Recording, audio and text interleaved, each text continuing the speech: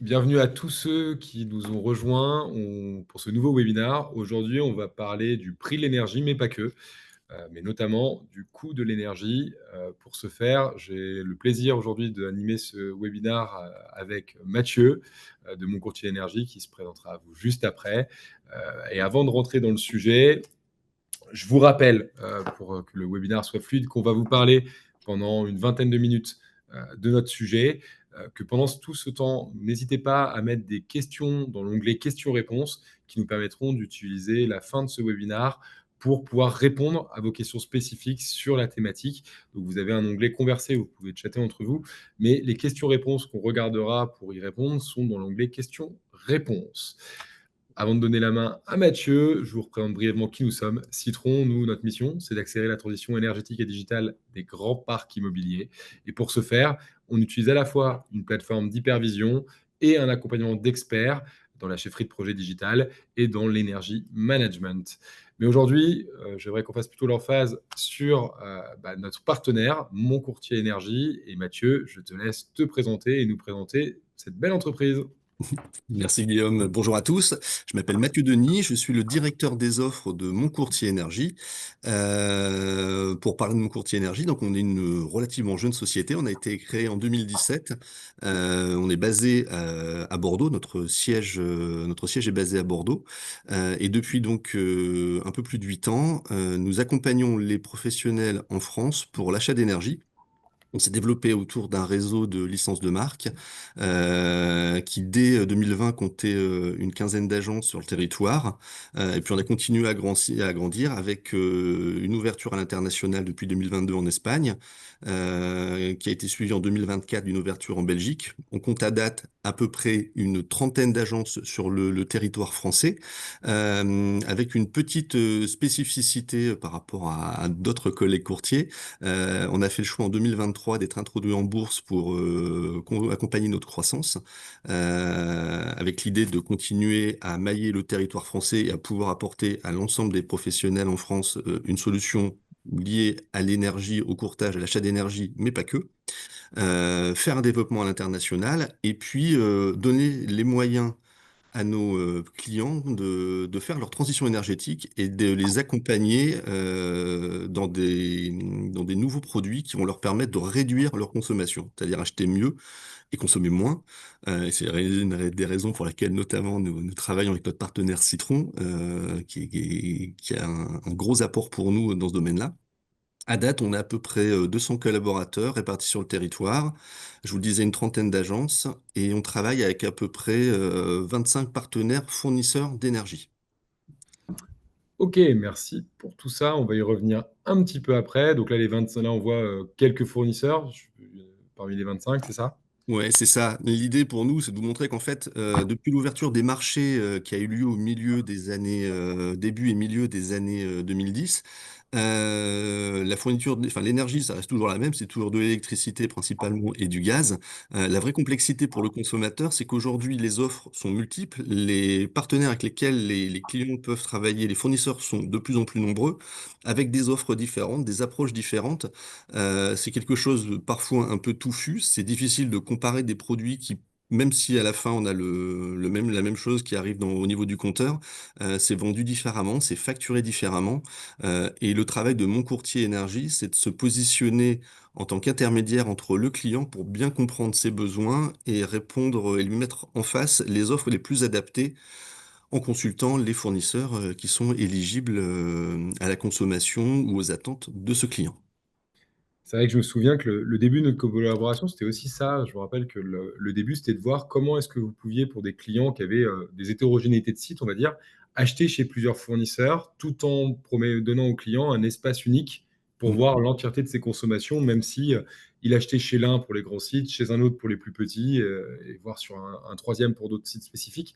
Ça a été le début pour justement vous permettre de vous différencier par une approche justement qui permettait d'aller chercher la valeur chez chaque fournisseur et à la fin d'avoir quand même pour le client une visualisation simple.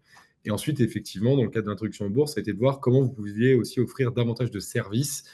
Et on va y revenir après. C'est là où on a développé notre partenariat au-delà, finalement, de l'affichage de données hétérogènes. Absolument. Si Là, on c'est regarde votre méthode pour y parvenir, du coup. Alors voilà, c'est ça. La méthode, c'est que, en fait, on a des clients qui peuvent avoir des consommations très différentes, donc des énergies différentes, du gaz ou de l'électricité. On aura toujours de l'électricité, pas toujours du gaz. On peut avoir des clients qui ont un seul site, des clients qui ont plusieurs sites répartis sur le territoire français, avec des consommations qui peuvent être très hétérogènes. Et notre mission, justement, c'est de comprendre, en fait, de faire une analyse du périmètre du besoin du client, de connaître donc ses sites, leur consommation, de récupérer des autorisations pour connecter, pour collecter des données auprès des gestionnaires de réseau, et puis de bien être conscient des échéances contractuelles des différents contrats. Une fois qu'on a récupéré toutes ces données, on va pouvoir les analyser, regarder si le client a un prix qui est intéressant, qui est cohérent avec le marché aujourd'hui. Est-ce qu'il représente un peu le prix du marché au moment où il a signé son contrat? On va voir après que à partir du moment où vous signez un contrat, vous vous engagez pour une durée et que le prix que vous payez, c'est souvent le reflet du prix de l'énergie vu à la période où vous avez signé. Donc ça fluctue beaucoup. C'est de bien comprendre donc quelles sont les échéances et c'est essayer d'aligner au mieux les besoins du client pour regarder comment on peut optimiser et qui on peut consulter. Une fois qu'on a fait ce travail d'analyse, qu'on a mis tout à plat pour savoir quels sont réellement les besoins du client, on rentre dans la phase suivante, qui est la phase en fait de comparaison des offres. C'est là où on va aller solliciter nos partenaires fournisseurs en fonction de leurs critères de sélection de leurs clients, c'est-à-dire quel segment en électricité par exemple. Est-ce que vous êtes plutôt une forte appétence pour les plus petits sites, on va dire en basse tension? Est-ce que vous cherchez plutôt des consommateurs industriels? Quels sont les critères de scoring que vous êtes prêt à faire? Quelle est la durée d'offre que vous êtes capable de proposer? Et c'est en faisant ce tri, entre guillemets, en regardant comment les fournisseurs peuvent se positionner et quelles sont les attentes des clients, qu'on va pouvoir sélectionner un nombre de fournisseurs et proposer aux clients les offres les plus adaptées. Donc on a une notion de prix, mais pas que, on a aussi une notion de service, d'accompagnement, même si on essaye de nous aussi d'accompagner les clients.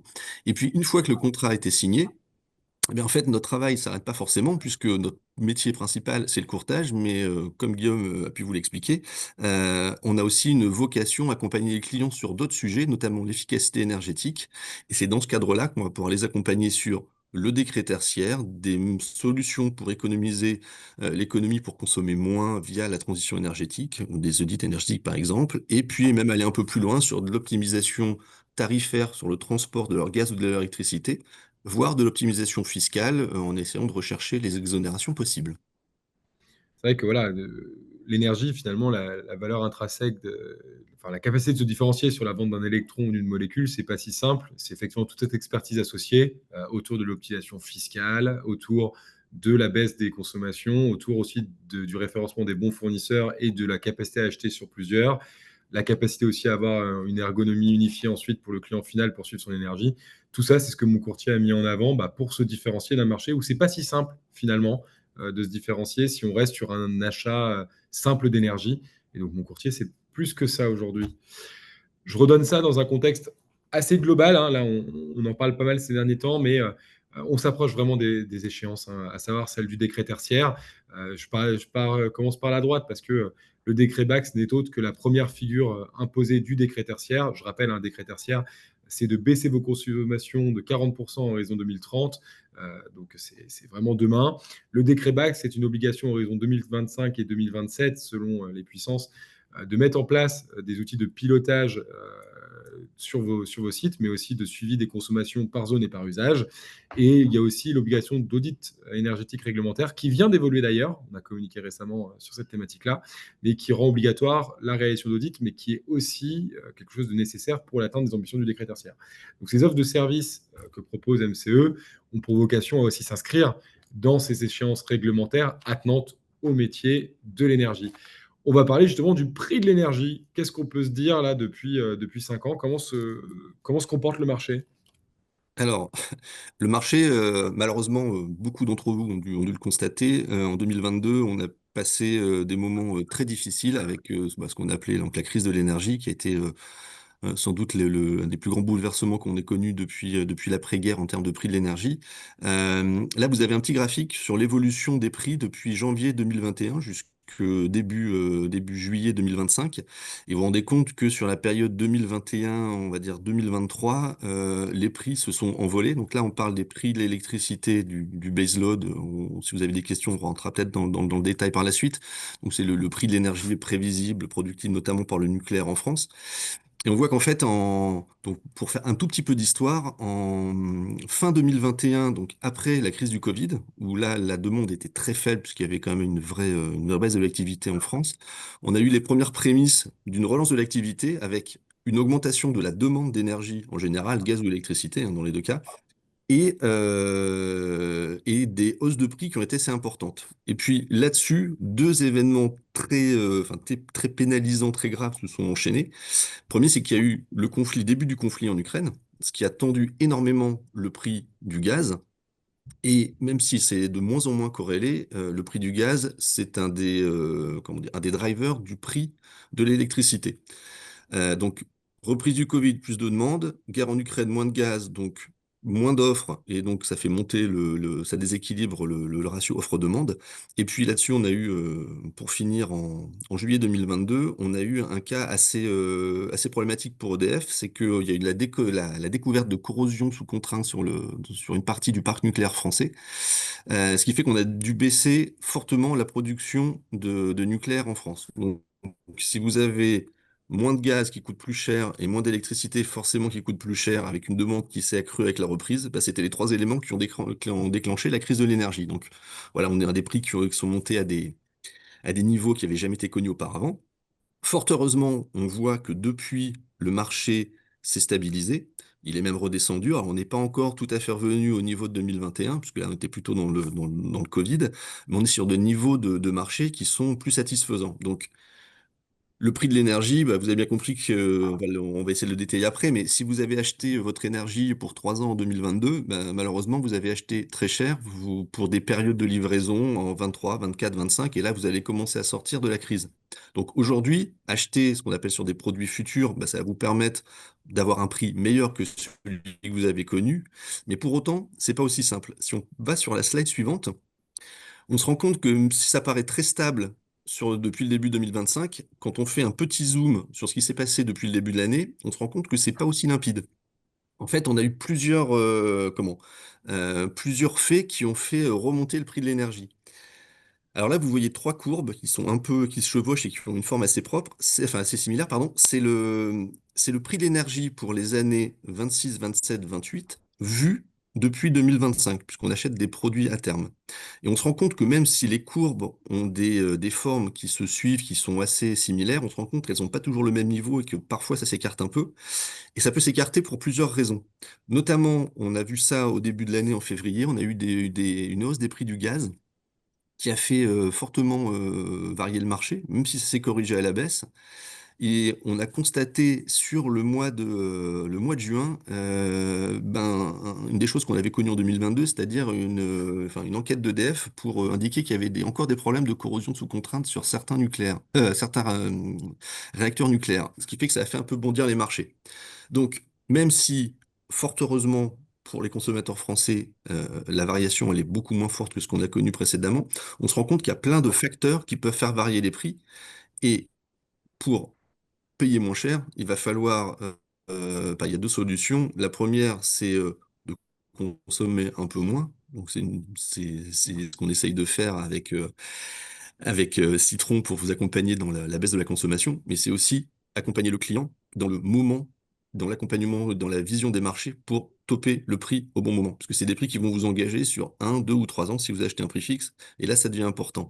Et on se rend compte que plus vous consommez d'énergie et plus les marchés sont volatiles, plus vous risquez d'avoir en fait une exposition forte au prix de l'électricité parce que vous allez en consommer beaucoup avec un prix plus élevé. À la fin, ça vous fera un budget plus important. En mêlant les deux, c'est-à-dire l'efficacité énergétique, la baisse de vos consommations et un bon monitoring des prix de l'énergie, vous avez une possibilité pour baisser de manière assez forte votre budget en fin d'année. Je profite là, je vois des questions qui arrivent, c'est très bien. Donc, il y aura des questions, sache-le, sur ces sujets-là. Là, on me demande s'il vaut mieux acheter en fixe, en indexé, à quel moment acheter. Donc, on répond à toutes ces questions à la fin. Je vous invite à continuer à poser des questions dans l'onglet dédié. Donc, ce qu'on a dit, et je vais faire le lien avec le graphe juste avant, c'est que maintenant, il est vrai, on est revenu à un niveau de prix plus normal. Donc maintenant, la meilleure façon d'optimiser son budget énergie, c'est de baisser le volume consommé, comme l'a très bien dit Mathieu, à la fois pour optimiser son budget, mais aussi pour se prémunir contre des éventuelles hausses qui pourraient revenir. Effectivement, personne n'avait prévu ni le Covid, ni la guerre en Ukraine. Donc il peut y avoir des facteurs géopolitiques impactants qui peuvent réentraîner des hausses de coûts de l'énergie à l'avenir. Donc effectivement, le levier le plus vertueux, ça reste de maîtriser ses consommations. Pour ce faire, effectivement, la première action qu'a prise mon courtier, c'est de mettre en place pour ses clients une plateforme pour monitorer ses consommations. Effectivement, on dit souvent que pour commencer un régime, on monte d'abord sur la balance. C'est de savoir où est-ce qu'on en est au premier jour et vers quoi on se dirige et est-ce qu'on atteint ou pas ses ambitions en ayant un suivi clair de ses consommations multi-énergie. Donc là, on parle évidemment d'électricité, de gaz, mais pas que, des réseaux de chaleur, du propane, de la biomasse, de toutes ces énergies qui viennent constituer le mixte. Et ensuite, de venir faire de l'énergie management, c'est-à-dire d'investir dans une baisse effective des consommations à travers des actions de performance énergétique. Le digital est indispensable, mais n'est pas suffisant. Et il faut aussi du travail humain par au-dessus pour pouvoir atteindre ces ambitions. Donc nous, on a catégorisé l'énergie management en plusieurs catégories. Toutes les actions attenantes à du reporting énergétique, donc qui permettent aux clients de savoir où est-ce qu'ils en sont par rapport à leurs ambitions de manière un peu globale, de faire aussi leurs déclarations réglementaires. Donc là-dessus, on a toutes les obligations attenantes aux audits énergétiques, aux décrets tertiaires, mais aussi aux différentes labellisations et voilà, toutes les thématiques ESG. Et ensuite, pour vraiment impacter les consommations, d'avoir une stratégie énergétique, ça c'est important, donc un schéma directeur énergétique et immobilier pour voir comment est-ce qu'on va faire évoluer ses consommations sur son parc et où est-ce qu'on va investir. Donc, une des grandes questions du moment, c'est quels sont les CAPEX nécessaires pour atteindre les ambitions du décret tertiaire à horizon 2030, 2040, 2050, idem pour le décret PAX. Et enfin, au quotidien, de mettre en place des actions de sobriété énergétique et des actions d'efficacité énergétique où on va chercher effectivement à réduire son besoin, à être plus sobre, mais aussi à rendre ces systèmes plus efficients pour utiliser moins d'énergie primaire pour avoir de l'énergie finale utile à ce besoin qui a été préalablement maîtrisé. On a mis quelques exemples là-dessus qui sont des actions qu'on met en œuvre en ce moment qui peuvent être à des coûts quasi nuls. Là, on voit mise en place de free cooling avec des terriers immédiats en travaillant sur la définition des horaires pour le fonctionnement de la régulation d'un groupe froid pour faire du free cooling. Donc ça, c'est vraiment des quick wins. Mais ce qu'on constate, alors l'ADEME dit que 50% des GTB ne sont pas optimisés, ce qui est sans doute très vrai. Mais on voit aussi que sur chaque système qui ne sont pas toujours corrélés à GTB, il y a aussi capacité à optimiser les consignes. Et donc ça, c'est des gains immédiats sans investissement. On a fait le même exemple sur des centrales de traitement d'air, où on voit aussi que de la même manière, en optimisant les programmes horaires via les boîtiers des CTA finalement, on n'a pas toujours besoin d'être sur une GTB centralisée de classe A, parfois en travaillant juste sur la centrale de commande, on arrive à optimiser les consommations d'électricité, donc qui ne sont pas prépondérantes dans notre cas, puisque c'est une centrale de traitement d'air qui est corrélée qui est raccordée à l'énergie issue de réseaux de chaleur et de froid. Mais on voit des gains de 4 et 2,6%, donc ça peut paraître pas énorme, mais on parle quand même de 10 000 euros par an de gains et un équivalent carbone de plus de 5 tonnes sans investissement, si ce n'est le temps qu'aura passé l'énergie manager à venir challenger les consignes qui étaient en place. Et encore une fois, la même chose sur l'optimisation de consignes, sur des ventiloconvecteurs, où de la même manière, on peut aller chercher des gains assez conséquents en optimisant directement les boîtiers de régulation des objets, des équipements, pour obtenir ces gains-là. Et on avait fini sur un programme Philippe Pilote, mais peut-être revenir sur aussi ce qui a été fait du coup avec mon courtier énergie, où le sujet a été effectivement via la plateforme de permettre d'identifier sur des grands parcs immobiliers qui étaient clients de mon courtier où est-ce qu'il y avait des consommations par rapport à des périodes de temps. Donc là, on le voit avec la heatmap là, que vous avez sous les yeux. Est-ce qu'il est normal de consommer autant la nuit du samedi au dimanche soir que la nuit du lundi au mardi? Donc ça a été la première étape.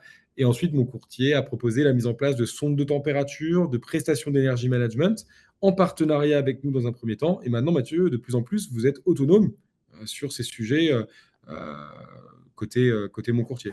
Oui, on essaye d'accompagner effectivement d'accompagner nos clients sur ces problématiques, en partenariat notamment en utilisant les outils, la plateforme Citron, qui permet de monitorer. Mais effectivement, l'idée globale, c'est comment on va, et ça peut paraître parfois un peu surprenant, mais comment on va permettre à nos clients de mieux acheter, mais aussi de mieux consommer, et donc plutôt de moins consommer ou de répartir différemment leurs heures de consommation pour, in fine, obtenir une réduction de leur budget en fin d'année.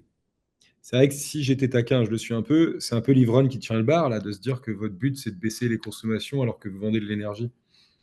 On essaye d'avoir une position un peu plus, un peu plus large que simplement un courtier. C'est une approche, on va dire, 360 sur l'énergie pour notre client. Donc, c'est la vente de commodités, c'est aussi la transition énergétique, comment lui permettre de décarboner son mix de consommation, comment mieux consommer, à la fin payer moins cher, et puisqu'on sait qu'on est passé, même si ça va un peu mieux, on a passé une bosse assez difficile, il y a beaucoup d'entreprises qui ont souffert.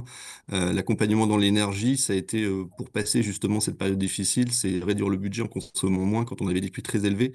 On pense que les deux sont nécessaires de toute façon sur le long terme pour garantir la pérennité en fait de nos clients. Bah, c'est vrai que je pense que c'est le sens de l'histoire et que vous fidélisez davantage à travers une bonne gestion en bon père de famille et de l'amélioration continue qu'à travers simplement un prix optimisé. Ça me paraît assez logique comme positionnement. Et aujourd'hui, d'ailleurs, je ne sais pas, est-ce qu'on a plus de latitude pour bien acheter aujourd'hui qu'on en avait hier, maintenant que les prix sont plus maîtrisés, ou est-ce qu'au contraire, il va falloir plus se concentrer peut-être sur les sujets de gestion, d'optimisation de taxes et de consommation? Je ne sais pas si on peut dire ça. Ben, en fait, alors ça peut paraître enfin, paradoxal. Les clients qui ont signé en 2022 et qui renégocient aujourd'hui leur contrat pour 2026, 27, 28 ont l'impression de faire des économies. Alors oui, Ouais, puisqu'ils ont acheté à un moment où le prix était très élevé, mais dans l'absolu, même si les prix sont meilleurs, il y a toujours une optimisation et un meilleur prix à aller chercher en trouvant l'offre la plus adaptée et en essayant, ce que j'ai dit tout à l'heure, de suivre le marché et de regarder, de se donner des stratégies, de rechercher des cibles de prix pour faire la fixation, enfin pour faire l'achat, en tout cas l'acte d'achat au bon moment. ouais. Puisque le vrai sujet, c'est qu'on achète aujourd'hui l'énergie qui sera livrée dans 1, 2, 3 ans avec les prix pour 1, 2 ou 3 ans, mais vu d'aujourd'hui. Et en fait, si les prix augmentent, on aura fait une très bonne opération. Si les prix baissent, on aura fait une moins bonne. Donc on ne sait jamais à quel moment on achètera le mieux. Mais par contre, d'avoir une vraie stratégie et d'être accompagné, notamment par mon courtier énergie, pour définir cette stratégie, c'est la meilleure option pour essayer d'atteindre des objectifs quantifiables en termes de budget à la fin de l'année. C'est vrai que j'ai l'impression qu'au prix actuel, les clients cherchent à s'engager long cours parce que quand même, ils pourraient acheter un peu mieux demain. Ils se disent que par rapport à ce qu'ils ont vécu comme instabilité, bon, bah, ça leur va de faire l'économie, comme tu dis, d'affichage par rapport à la conso d'hier.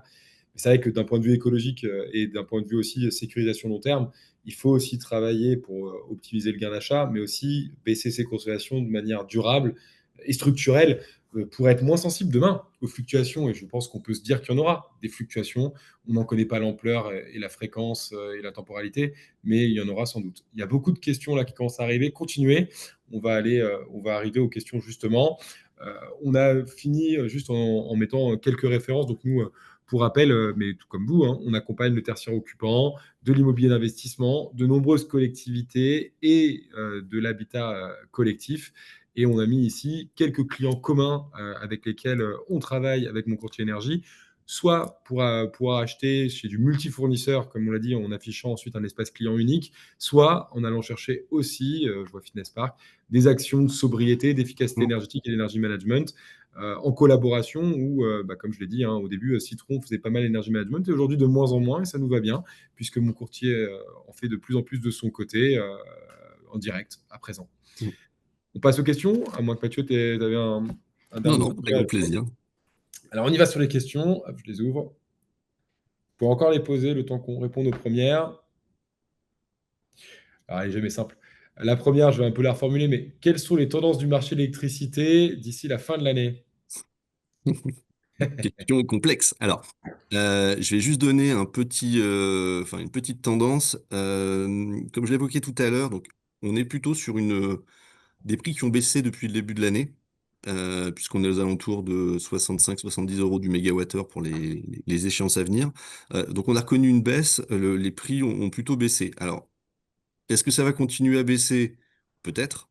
Ce qui est sûr, c'est qu'on est arrivé à un prix qui est quand même relativement proche de ce qui est estimé comme étant le prix de production d'EDF. Donc à un moment, sauf gros afflux d'énergie quelque part, il n'y a pas vraiment de raison, entre guillemets, que les prix continuent de baisser. Je pense qu'on arrive à peut-être un plancher. Par contre, la petite inquiétude qu'on peut avoir, et on l'a évoqué, c'est les problèmes de corrosion de sous contrainte qui ont été évoqués par EDF. Euh, Ça a fait bondir les marchés. Donc en une semaine, les marchés ont pris 10 euros à peu près. Ça s'est un petit peu dégonflé. Ce qui va être un peu le juge de paix dans les semaines et mois à venir, c'est l'étude qui va être faite par EDF, justement, qui va être, enfin, les conclusions de l'enquête qui va être faite par EDF sur le niveau en fait d'intervention qu'il va y avoir sur les centrales. Si jamais on doit mettre hors service plusieurs centrales pour des interventions, ça risque de faire monter les prix. Donc oui, il y a une incertitude dessus. À date, les prix sont plutôt bons. Alors, je n'engage personne à prendre des positions maintenant ou à attendre, mais on est sur des niveaux de prix plutôt bas, plutôt intéressants, avec potentiellement des annonces qui peuvent être un petit peu, peuvent avoir des conséquences à la hausse. C'est peut-être le moment de regarder dans les semaines à venir comment vous pouvez positionner sur 26, 27, 28. Voilà. C'est vrai que si on se rappelle du graphe d'avant, la corrosion sous contrainte, ça a été le facteur le plus influent de la hausse de prix, Oui, avant le Covid et oui, avant même la guerre en Ukraine, quoi, hein. Donc, oui. c'est effectivement un facteur. Aujourd'hui, il n'est pas encore considéré et il va l'être suite aux rapports qui seront Voilà, remis. on n'est pas dans les mêmes proportions, mais ça existe. OK. Donc ensuite, on nous demande, est-ce qu'il faut acheter un contrat à prix fixe ou un contrat indexé dans la situation actuelle? Alors, je vais faire une réponse en deux temps. Le premier, c'est vous pouvez acheter des contrats indexés, c'est quelque chose de très pertinent, mais pour faire ça, il faut prendre des positions sur le marché qui impliquent un minimum de volume. Donc, c'est pas possible pour tous les clients. Si vous êtes un client, alors une collectivité avec un parc important, un client industriel avec un volume, un multisite tertiaire, mais avec une consommation suffisante. Donc, on parle en électricité d'entre 5 et 10 gigawattheures par an, pour vous donner une idée. Ça devient possible, en fait, de couper en plusieurs fois son achat. L'intérêt de cette méthode-là, alors je dis pas que c'est forcément la meilleure, mais l'intérêt, c'est que vous allez pouvoir suivre le marché et vous dire à tel moment, je vais prendre une position parce que ça me paraît intéressant. Le prix fixe, c'est une bonne option si vous êtes un plus petit consommateur, ça va vous permettre de sécuriser. Mais par contre, ça peut paraître un peu contre-intuitif, mais le prix fixe, c'est le prix le plus spéculatif que vous puissiez trouver. Puisqu'en fait, on a des visions sur les prix sur 1, 2, 3, 4 ans en avance, et vous allez dire à l'instant T, aujourd'hui, c'est aujourd'hui que je prends position pour 3 ans. Tes souhaits. Merci. Vous allez prendre une position aujourd'hui sur des produits qui sont cotés depuis 1, 2 ou 3 ans pour des produits qui seront livrés dans 1, 2 ou 3 ans. Donc ça fait une amplitude énorme et c'est aujourd'hui que vous dites c'est la meilleure option. Alors, ça peut être une très bonne option si les prix sont bas, mais peut-être qu'en attendant un peu en suivant, vous aurez pu avoir un meilleur prix. Donc, dans tous les cas, je pense qu'avoir une stratégie de suivi des prix de marché pour essayer de trouver la meilleure opportunité, le prix fixe, si vous avez vraiment pas ce suivi très fin, vous risquez peut-être d'acheter et de vous engager sur très longtemps un prix qui n'est pas forcément le meilleur. Voilà. Dans la lignée, il y a quelqu'un qui demande si acheter fixe cette année puis indexer les années suivantes n'est pas la bonne décision compte tenu de tout ce qu'on se dit.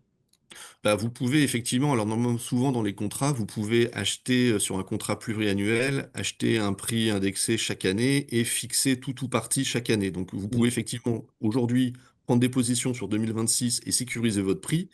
Et puis, en mettant en place une stratégie pour 27, 28 et même après, définir des bornes hautes, des bornes basses qui vont vous permettre de dire, ben, si jamais j'atteins ce prix-là, je fais une bonne opération, je sécurise en fait mon prix de production ou enfin, mon prix d'exploitation, et j'y vais, et par une borne haute, en disant, ben, jusqu'à un tel prix, je suis dans mes frais, je fonctionne. Au-delà, je prends un risque ben, sur ma santé financière, et donc faire une logique de cible, de prix cible et de stop loss. Ok, je pense que c'est la même réponse, mais on me pose quelle stratégie pour un monosite en électricité? Ah, pour C'est moi, effectivement, il n'y a pas de différence de stratégie. non, c'est la même, ouais, on est d'accord. Comment valorisez-vous les prestations de services d'accompagnement 360 auprès de vos clients? Alors, en fait, on a deux modèles. On a un modèle courtage où nous sommes très clairement rémunérés par le fournisseur. Donc, c'est transparent pour le client. La prestation est, on va dire, alors pas gratuite, mais en tout cas est intégrée dans le prix de fourniture pour le client. Ça, c'est sur le courtage. Par contre, sur les prestations d'accompagnement, là, on vous propose, on a un catalogue de produits de transition énergétique et d'accompagnement pour l'efficacité énergétique et la sobriété. Et là, par contre, on est sur un catalogue de prestations en fonction de votre patrimoine, de votre périmètre et des interventions qu'on va avoir dedans. Et les prix sont variables et je vous invite à nous contacter pour qu'on puisse en discuter. Pour donner les gros ratios sur l'energy management, ce qu'on conseille aux clients entre le système et la prestation homme, c'est d'investir 1 à 5 de son budget énergie pour aller chercher des gains compris entre 10 et 20 au prix de l'énergie qu'on vient de voir. Évidemment, si l'énergie est plus chère, les ratios sont que meilleurs. Donc voilà, c'est l'ordre de grandeur qu'il faut avoir en tête. Ça dépend évidemment de la taille de votre parc, mais globalement, ça vous donne une belle fourchette. Euh, Avez-vous une idée de l'influence de la fin de l'arène d'ici à la fin 2026? Alors, en fait, la fin de l'arène, alors oui, il y a une influence qui est assez malheureusement assez simple, c'est que pendant longtemps, les consommateurs en électricité, hein, bien sûr, ont bénéficié d'un tarif, enfin, pas préférentiel, en tout cas d'un accès à l'électricité nucléaire à un prix de 42 euros, donc qui était quand même nettement en dessous du prix de marché qu'on a aujourd'hui. L'Arenh, ça s'arrête en fin 2025 et ça, c'est acté que c'est fini. Ça veut dire que 100% du prix de la consommation des clients va se former via le marché de gros. Et le marché de gros, là actuellement, il est plutôt aux alentours de 65-70 euros. Donc, quoi qu'il arrive, l'électricité, elle va coûter plus cher à partir de 2026. Par contre, les systèmes qui sont envisagés justement pour remplacer l'Arenh vont a priori plus protéger les consommateurs, mais l'électricité de prime abord va être plus chère. Ce qui va impliquer notamment de ne pas se reposer sur le mécanisme d'Arenh qui permettait de couvrir 80, 90, voire 100% de sa consommation à un prix qui était déjà défini à l'avance. Là, aujourd'hui, tout est sur le marché. Ça va impliquer de faire des achats beaucoup plus, avec beaucoup plus de stratégie et d'anticipation pour aller chercher les bons prix. Ok. Alors là, elle va être rapide celle-là, je pense, mais est-il vrai qu'il n'est pas logique d'acheter en fin d'année? Donc ça, c'est ce qu'on dit souvent, c'est toujours vrai ou c'est pas une vérité générale? Non, c'est pas une vérité générale. Vous l'avez vu en fait sur la courbe des prix sur 2025. Si vous avez acheté fin 24, vous étiez sur des prix qui étaient beaucoup plus chers que les prix qu'on trouve aujourd'hui, en milieu d'année. C'est simplement que, en fonction de l'environnement, enfin, macroéconomique, géopolitique, ça fait varier les prix sur les produits à terme et il n'y a pas de saisonnalité particulière sur les produits à terme. Ok. Alors après, des questions plus sur vous. Est-ce que vous répondez aux appels d'offres uniquement sans accompagnement? On peut le faire également, oui. Oui, oui. Ok. Euh, alors, elle est peut-être pas simple, hein. Quel bénéfice à passer par vous plutôt qu'un achat direct? Alors, enfin, nous, on a alors on a deux avantages. C'est que on a accès à beaucoup de fournisseurs, alors qui sont évidemment accessibles pour n'importe quelle entreprise, mais en tapant à notre porte, vous allez, nous, à faire le relais vers une vingtaine de fournisseurs. Donc, ça centralise un petit peu la démarche. Ensuite, toutes les offres se ressemblent pas dans leur structure, dans leur présentation. Et dans les petites subtilités de facturation, de gestion des parcs fluctuants pour les clients multisites, par exemple. Et nous, on a cette connaissance. Donc, le fait de travailler avec nous, ça va vous permettre, en fait, d'avoir une analyse plus fine parce qu'on a l'expérience de ce sujet-là. Et après, en termes d'achat, ça va quand même vous libérer du temps puisque c'est quand même pas des offres qui sont forcément. Enfin, ça prend un peu de temps. En tout cas, ça nous occupe pas mal. Ok. Il y a pas de promesse en gain en euros, ça vous avez pas parce que c'est la question qui arrive juste après. En Alors, bah non, euros. moi je peux rien vous promettre. Je peux vous promettre qu'on va aller chercher le bon prix par rapport aux conditions de marché aujourd'hui. Si vous avez acheté un magnifique contrat en 2021 qui avait une durée de 4 ans, je pense on va vous faire, enfin, on va pas vous faire perdre de l'argent, mais vous aurez un prix moins intéressant qu'à Il y aura un l'époque. impact. Si Ouais, jamais vous l'avez signé en 2022, oui, je peux vous dire que vous allez faire des économies, mais à mon avis, c'est pas suffisant comme argument, je comme pense. argumentaire. Alors, accompagnez-vous la résiliation et le changement de fournisseur?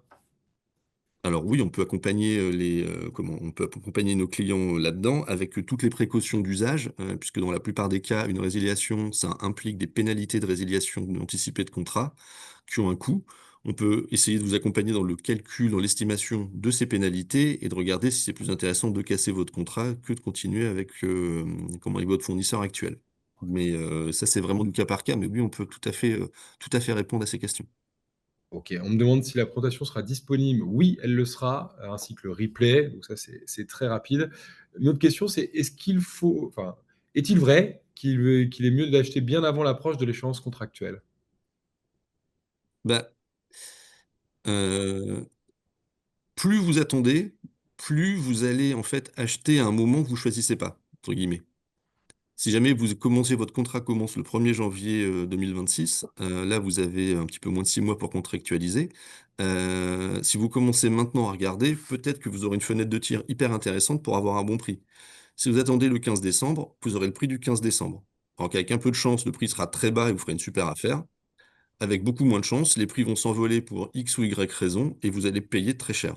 Donc il n'y a pas de bonne période, il n'y a pas de bonne anticipation. Ce qui me paraît important, c'est plutôt de réfléchir en cible, en capacité à se regarder comment se situe le marché, quel est le prix que vous voulez avoir et regarder à quel moment on est en capacité d'aller attraper ce prix, pour garantir un «bon contrat» entre guillemets.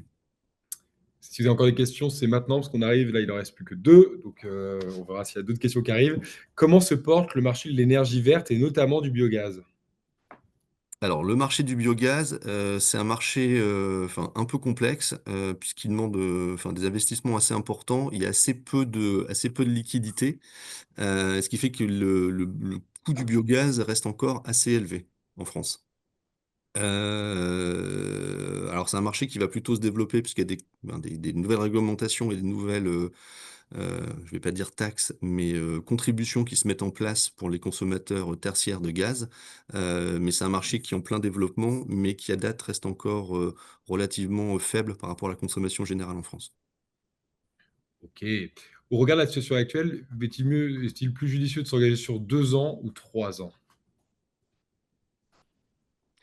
Bah, pour moi, si vous achetez un prix fixe qui va être un prix unique pour une durée de 2 ou 3 ans, hein, alors ça sera pas le même prix, mais ça sera une moyenne sur la durée. De la même manière, si jamais vous voyez qu'aujourd'hui les prix sont, hyper intéressants et sont dans votre cible de prix, moi je pense que c'est plus intéressant d'aller chercher plus long pour sécuriser. On l'a vu tout à l'heure, on est plutôt revenu sur des niveaux de prix qui sont assez satisfaisants, plutôt proches de l'avant-crise. Si vous pensez que le prix est performant et que payer, on va dire, grosso modo une centaine d'euros pour, pour votre mégawattheure d'électricité ou une cinquantaine d'euros pour votre mégawattheure de gaz, bah, c'est satisfaisant au regard de ce que vous avez pu payer malheureusement avant où on était plutôt à 200 euros pour l'élec et 80 euros pour le gaz. Bah, je pense que c'est plus intéressant et ça sécurise. C'est sûr que si vous prenez sur 3 ans aujourd'hui et qu'en 2028 les prix s'effondrent, vous n'allez pas bénéficier de cette baisse. Mais par contre, si ça augmente, vous allez, plutôt vous mettre à l'abri. Comme on est plutôt sur un marché relativement bas, je pense que s'engager pour un peu plus longtemps, c'est peut-être plus pertinent. OK. Dernière question, si on n'a pas entre-temps. Est-ce que la fin potentielle du marché européen de l'énergie n'est-il pas un facteur qui entraînant une baisse de prix durable pour le marché français? Bah, c'est, comment?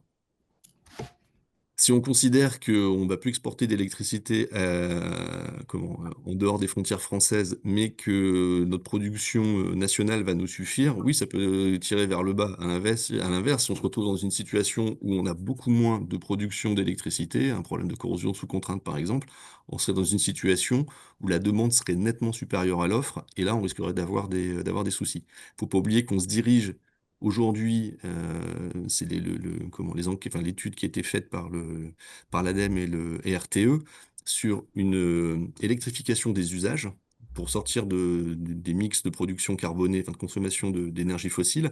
Donc ça veut dire de plus en plus d'électricité pour les déplacements, pour les usages en général, pour la production industrielle. Donc beaucoup plus de production qui va être, à la fois nucléaire a priori et assistée par des renouvelables. Le fait de rester sur un marché «franco-français» entre guillemets peut porter, un risque de ce côté-là. Il y a une autre question qui arrive entre-temps, et ça on finira du coup là-dessus s'il y en a plus, c'est, est-ce qu'on a un contrat, nous, Citron d'exclusivité avec LCE? Alors on travaille avec d'autres acteurs du courtage, mais c'est avec MCE qu'on a le panel d'offres de services le plus étendu à date, en n'étant pas simplement ce qu'on fait pour d'autres courtiers, hein, une plateforme d'agrégation multifournisseurs. On va aussi sur les services associés avec mon courtier en énergie. C'est pour ça qu'on voulait mettre en valeur ce partenariat aujourd'hui. On est arrivé au bout des questions sauf erreur de ma part. Merci beaucoup Mathieu, c'était intéressant. Ce sera disponible du coup Merci, en Guillaume. replay. Et il y aura aussi le support. Et hop, je vais peut-être finir ici et laisser ça une minute. Vous avez ici les coordonnées de mon courtier en énergie. N'hésitez pas à les contacter suite à ce webinaire pour discuter directement avec eux sur vos sujets d'achat en énergie. Voilà Mathieu, merci à toi. Merci beaucoup. Merci, Guillaume. Merci, Anaïs. Merci à tous. Et merci pour vos questions. Bonne journée. Au revoir. Au revoir.